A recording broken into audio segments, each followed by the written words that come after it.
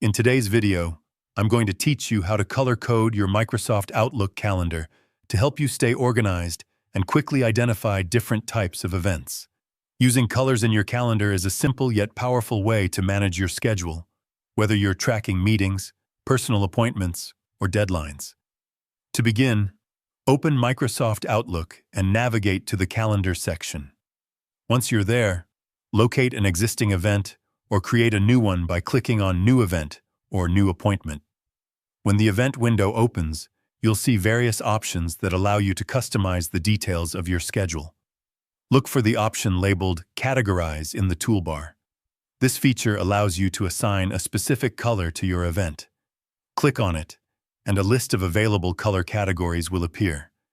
You can choose from the default colors provided, such as blue, green, red, or yellow.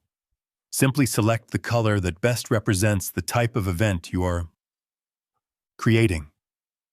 For example, you might use one color for work-related meetings and another for personal activities.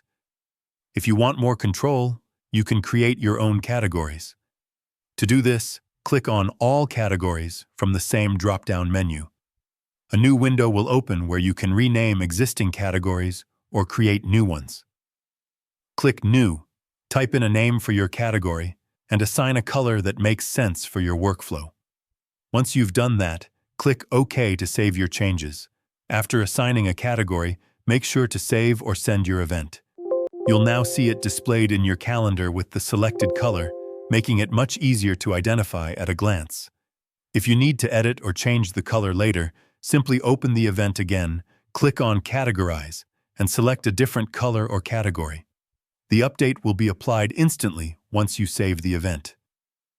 Using consistent color coding can make a big difference in how you manage your time. Try to assign specific meanings to each color and stick with them to avoid confusion. If you found this video helpful, let me know in the comments, give it a like, subscribe to the channel, and don't forget to hit the notification bell.